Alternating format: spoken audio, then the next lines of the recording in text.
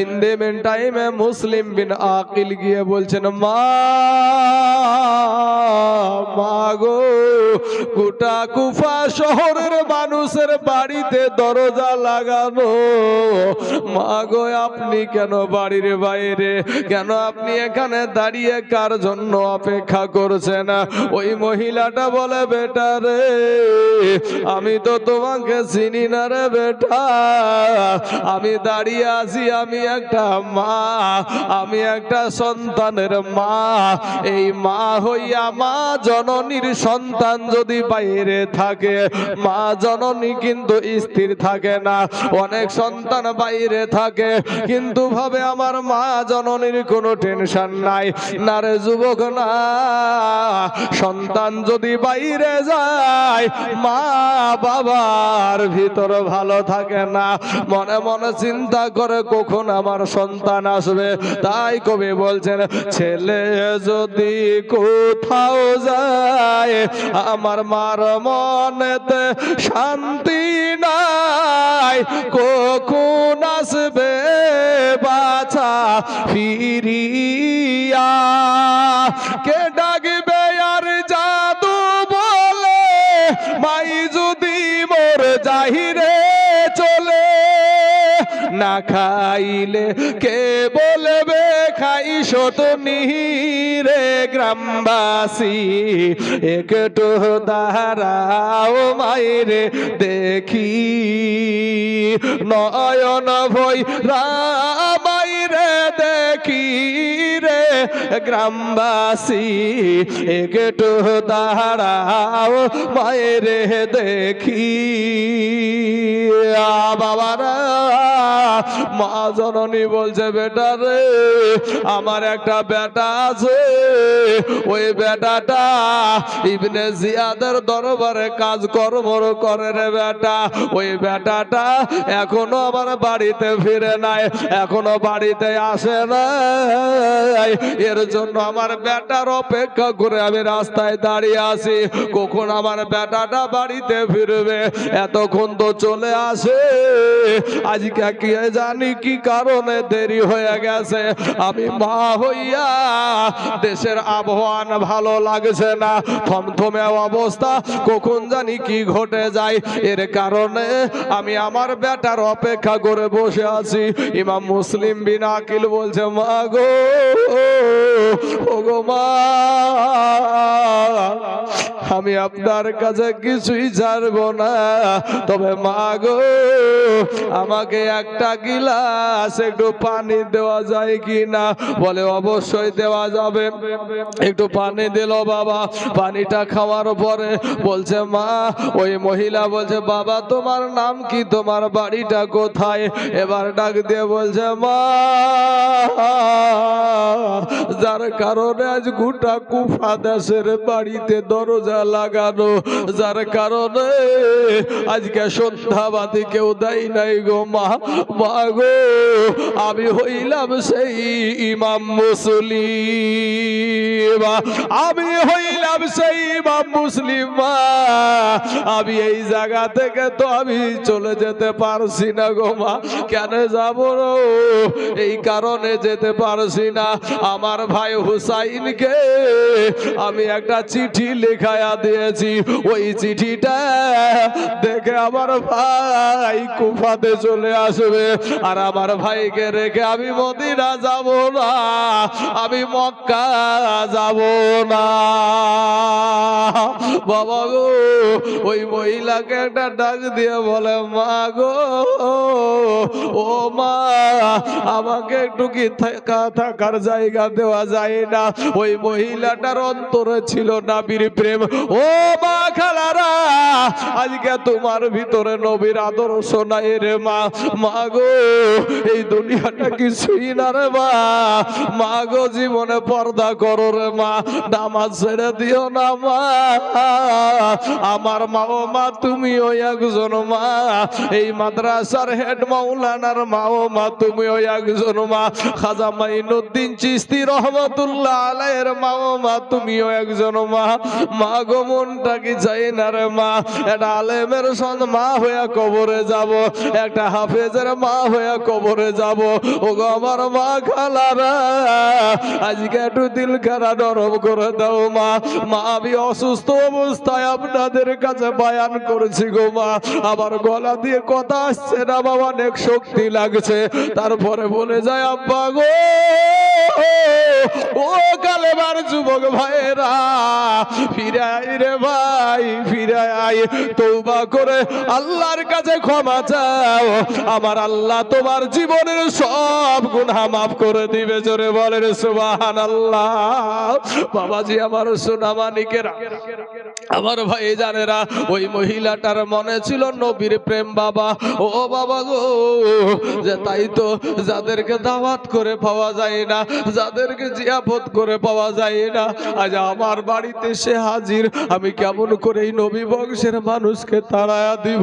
না না, আমি তাড়ায়া দিতে পারবো না, আমি তাড়িয়ে দিতে পারবো না।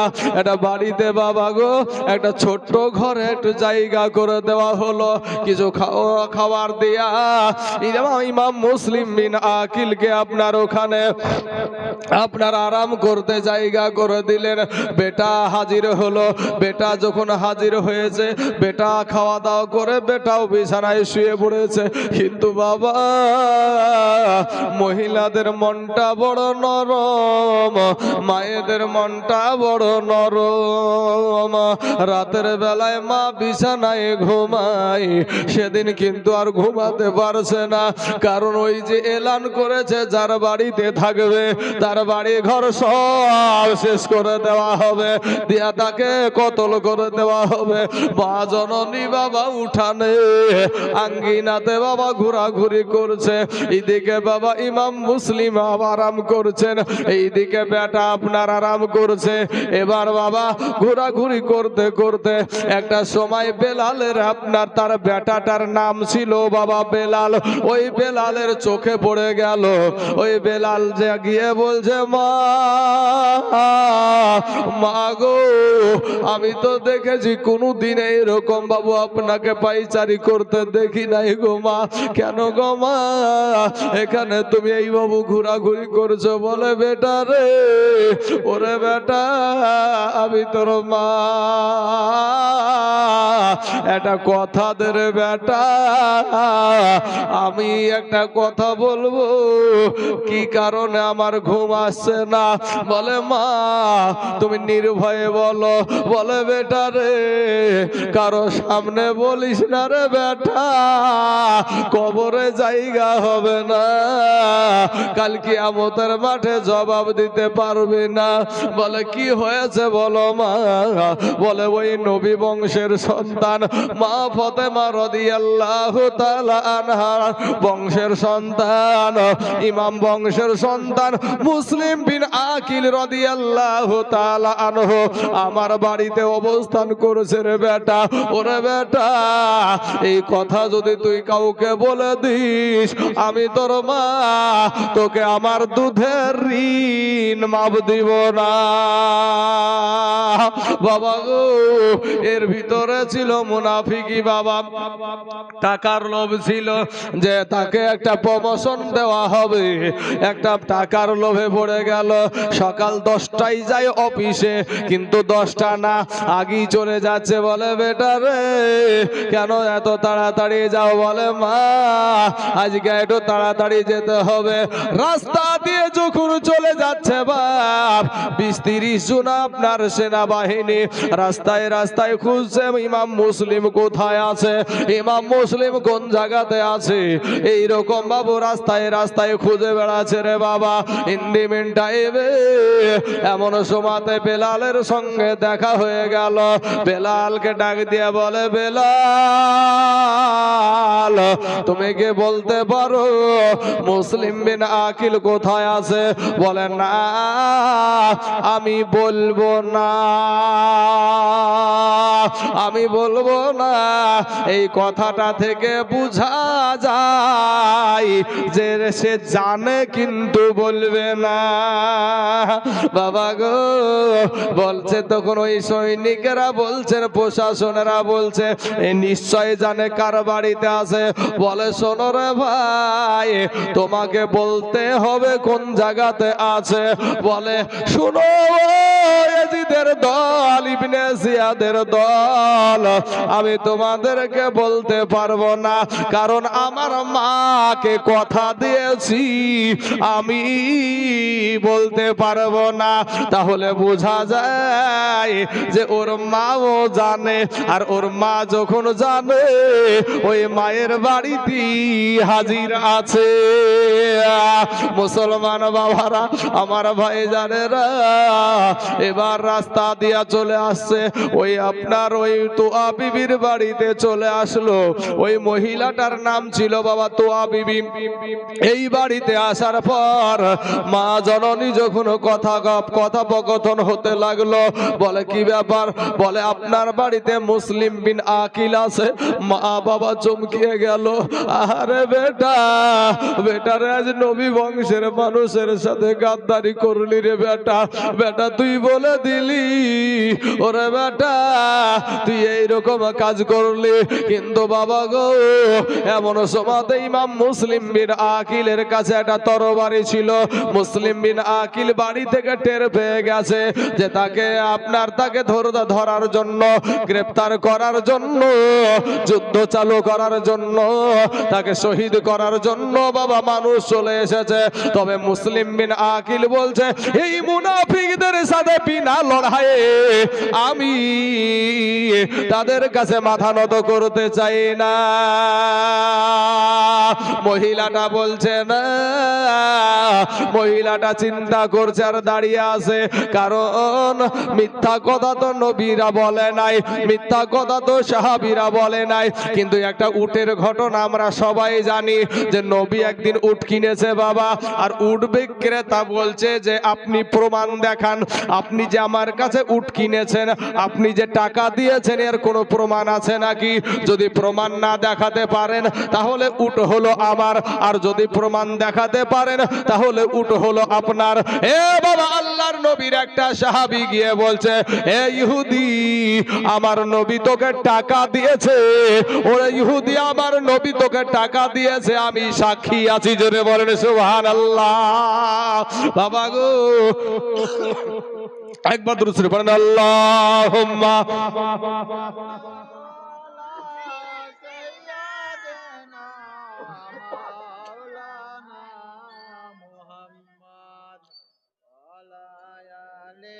سيدنا مولانا محمد صلى على محمد صلى على मोहम्मद हर दम ज़बान से निकालो पाक,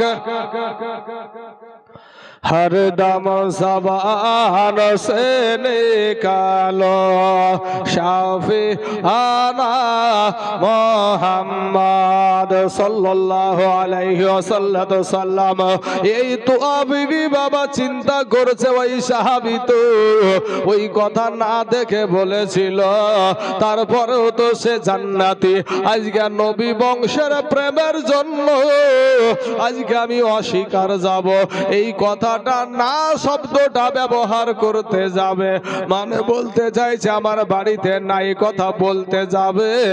আর অমনি মুসলিম বিন আকিল বাবা তরবারি আপনার খাড়া করে মা জননীর পিছনে এসে বলল, মা গো আপনি বলে দেন যে ইমাম মুসলিম বিন আকিল আমার বাড়িতে আছে।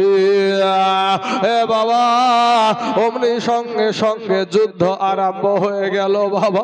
যুদ্ধ যখন শুরু হয়ে গেল, কার সাথে যুদ্ধ রে যুবক? মুসলমানে লেগে গেল বাবা। একটা ইন্ডিভিন টাইমে মুসলিম বিন আকিলের কাছে মুনাফিকেরা কিন্তু কেউ ভিড়তে পারে না।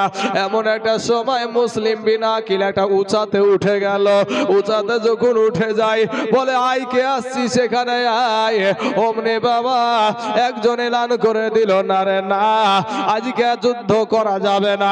ও মুসলিম, মুসলিম বিন আকিল তুমি শুনে নাও, তোমার সাথে আমরা যুদ্ধ করব না। এসো তোমার সাথে আমরা একটা আলোচনায় বসতে চাই। বাবা গো, মুসলিম বিন আকিল কিন্তু চলে আসলো। আসার পরে তাকে যখন আপনার কাছে আসলো, সঙ্গে সঙ্গে তাকে অ্যারেস্ট করে নিল। ইবনে জিয়াদের দরবারে নিয়ে যেতে শুরু করে দিল রে বাবা।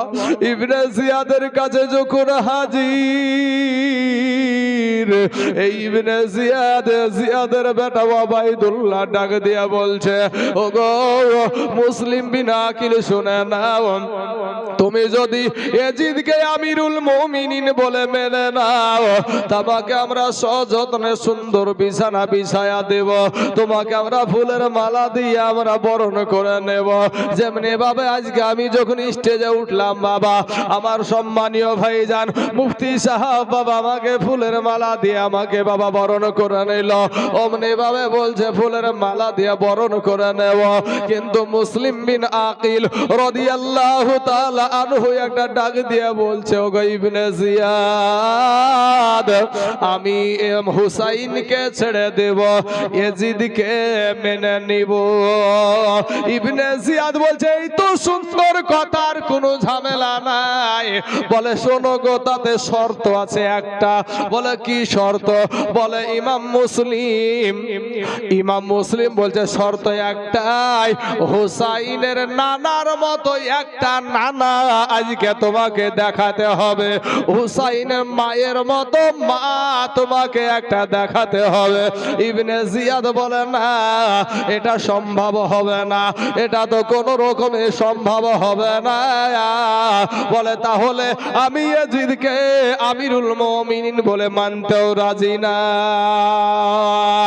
এ বাবা, এই ইবনে জিয়াদ এই গাদ্দারি করলো কি বাবা? অর্ডার করে দিল, জল্লাদকে বলে দিল, যাও গো একে পাড়ার শেষে নিয়ে গিয়া একে তোমরা কতল করে দাও।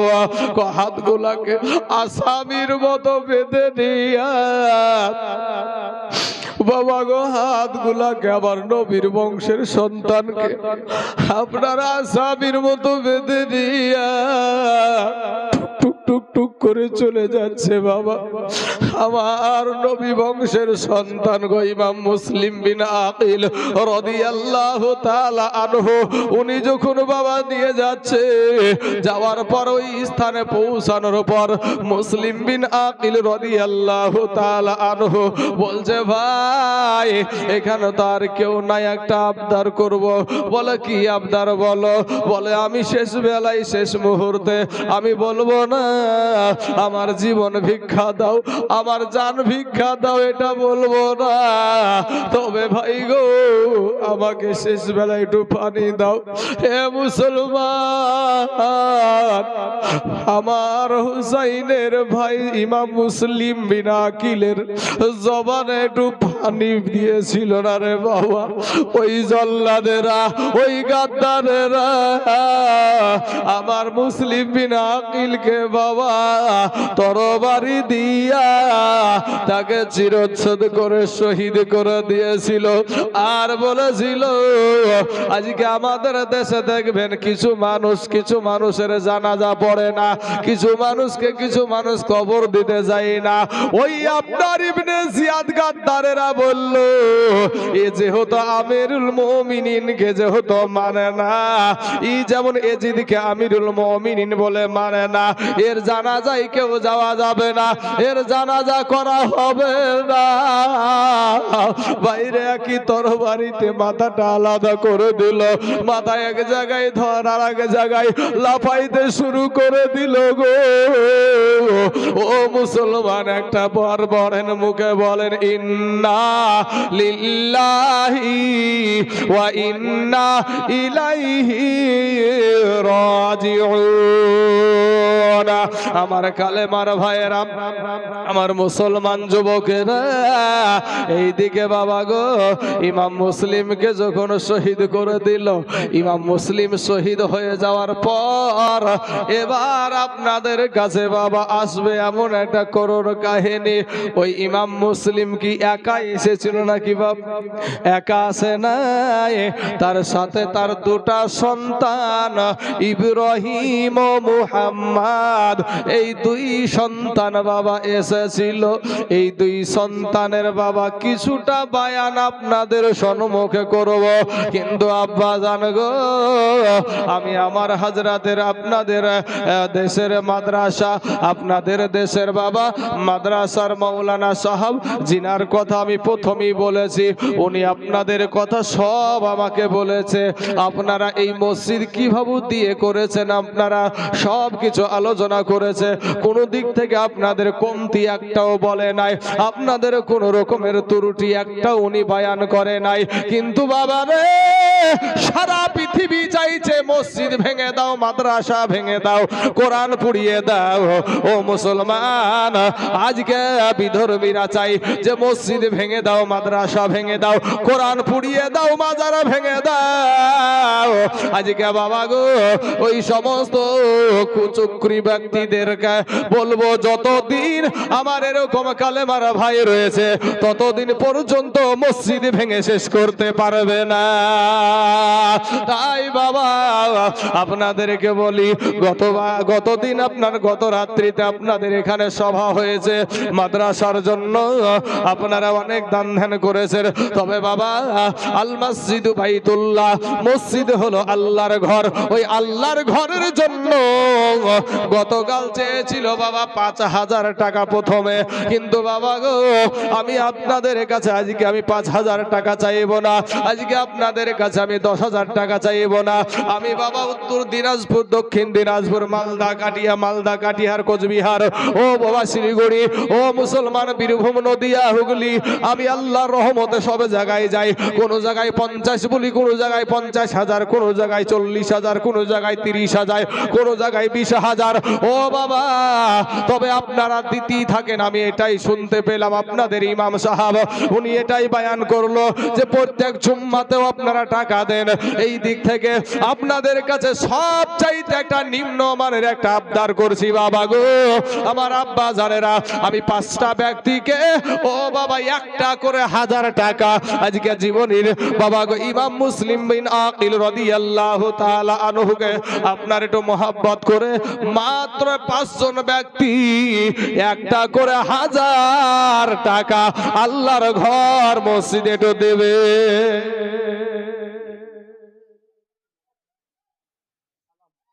এই নামটা একটু লেখেন। সালামের মা বাবা ইন্তিকাল করেছেন। হাইরে, যার মা নাই, যার বাবা নাই, যুবকেরা শোনা, তোমার মা আছে ভাই, বাবা আছে, যেদিন তোমার হাইরা যাবে সেদিন বুঝবা কি তোমার হারিয়ে গেল। যার মা নাই, যার বাবা নাই, তার মাথার ছাদ নাই রে ভাই। সোনার যুবকেরা, মা বাপকে তোমরা কোনো সময় কষ্ট দিও না ভাই, মা বাপকে তুমি কোনো সময় আঘাত দিও না। শোনা, আজকে আমার সালাম ভাইয়ের মা নাই, বাবা নাই। যুবক রে, মা যে কি জিনিস একটু বোঝার চেষ্টা করে। যেহেতু আমাকে জীবনই দিয়েছে ভাই, মায়ের বায়ান, বাবার বায়ান, এগুলো আমি করে থাকি। তো ভাই শোনা, মা জননী, আব্বা জান, এরা যে কি জিনিস, যদি কালকে বলার মতন এটা একটু সুযোগ পাই, মা বাবা হিসাবে একটু বলার চেষ্টা করব। আব্বা জান, তো ওনার আব্বা নাই, মা নাই, তাই বলছে। আমি প্রথমে এসে বলার সাথে সাথে সময় দেয় নাই। আবার কিছু মানুষ আবার দেখছে তো কালেকশন শুরু করলে উঠতে শুরু হয়ে গেছে। উঠাউঠি শুরু হয়ে গেছে, মানে আমি তো বুঝতে পারছি তুই দিবি না ভাই, ঠিক আছে, কিন্তু এখান থেকে উঠে যাওয়ার কারণ কি? আজকে নেই রক্তের জোরে উঠছো, এমন একটা দিন আসবে তোমার হাত থাকবে কিন্তু হাতের কাজ থাকবে না। সুবহানাল্লাহ সুবহানাল্লাহ। আমার সালাম ভাই দিয়েছে 1000 টাকা। নারায়ে তাকবীর, নারায়ে রিসালাত। সালাম ভাই আমার 1000 টাকার দাতা, ধরে বলুন জিন্দাবাদ। সুবহানাল্লাহ সুবহানাল্লাহ। এ সালাম ও নামতে দেখো ভাইজান আমার এখানে আসিয়া 1000 টাকা দিল দেখো মসজিদের লাগিয়া। ইও গো আল্লাহ দয়াময়, দয়া যে করিয়া সালাম ভাইয়ের 1000 টাকা নাও তুমি কবুল করিয়া। তার মা বাবা যদি থাকে কবরেতে আযাবে গর যাবে, উদ্ধারিয়া নিও খোদা গো দানের বদলাতে। আমিন সুম্মা আমিন। রমনার আনোয়ার ভাই আমার দিয়েছে 1000 টাকা। নারায়ে তাকবীর, নারায়ে রিসালাত। আনোয়ার ভাই আমার 1000 টাকার দাতা, জোরে বলুন জিন্দাবাদ। সুবহানাল্লাহ সুবহানাল্লাহ। আল্লাহ গো আমার আনোয়ার ভাইয়ের 1000 টাকাকে আল্লাহ তুমি কবুল করে নাও। আল্লাহ এত দারাজ করে দাও। আল্লাহ রুজি রোজগার তুমি বরকত দান করো। আল্লাহ আসমানি বালা, জামিনি বালা, রুহানি বালা, সমস্ত বালা মুসিবতকে আল্লাহ তুমি দূর করে দাও। সুবহানাল্লাহ। শামসুল ভাই উনি আমার একজন গরিব ভাই, আমার 100 টাকা দিয়েছে। আল্লাহ তার দানকে তুমি কবুল করে নাও। আল্লাহ এত দারাজ করে দাও। বাবাজি আমার সোনা মানিকের আমার ভাই জানে রাখো, আল্লাহর ঘর মসজিদের জন্য একটা করে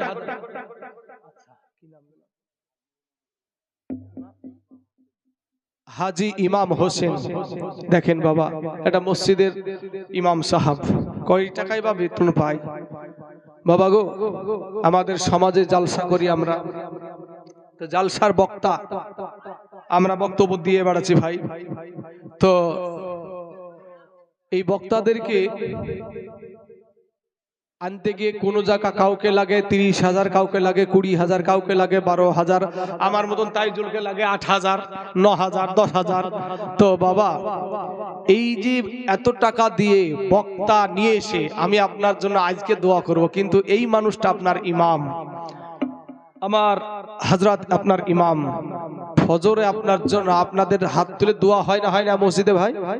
হয়তো ফজরে আপনার ইমাম সাহেব দোয়া করে আপনাদের জন্য। ভালো দোয়া করে না খারাপ দোয়া করে? কথা বলেন না ভাই। ভালো দোয়া করে তো নাকি? জোহরের টাইমে ভালো না খারাপ? আসরের টাইমে, মাগরিবের টাইমে, এশার টাইমেও ভালো দোয়াই করে। কিন্তু আমি আপনাদের এখান থেকে আজ আর কাল এর বেশি কিন্তু আর নাই। কথা ঠিক না ঠিক? হ্যাঁ, কিন্তু সেই ইমামকে বাবা, সেই ইমামকে তার প্রাপ্য মজুরি আমাদের সমাজে দেওয়া হয় না। তো সেই ব্যক্তিটা হাজী সাহেব, উনি একটা ইমামতি করে বাবা। সেই মানুষটা এই আল্লাহর ঘর মসজিদ, আচ্ছা হাজী ইমাম হোসেন, আচ্ছা যাই হোক বাবাজি, তো যাই হোক ওটাও তো একটা বায়ান করা হলো ইমামদের জন্য। তো বাবা ইমাম হোসেন উনি দিয়েছে 1000 টাকা। আল্লাহ গো তার 1000 টাকাকে আল্লাহ তুমি কবুল করে নাও।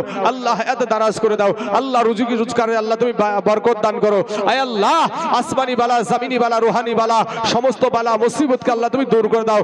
আমিন সুম্মা আমিন। বাবাজি আমার সোনা মানিকেরা 5 জনের ভিতরে 3 জন ব্যক্তি হয়ে গেছে। ও মুসলমান ভাইয়েরা, আমার ভাই যারা 2 জন ব্যক্তি হবে না ভাই, একটু আল্লাহর ঘর মসজিদের জন্য একটু প্লাস্টার, বাইরেগুলা প্লাস্টার করবে এর জন্য বাবা গো। ও আমার সোনা ভাইয়েরা, আমার যুবকেরা, আমার মা খালারা, লালবাগের মায়েরা কি দান করে না নাকি গো?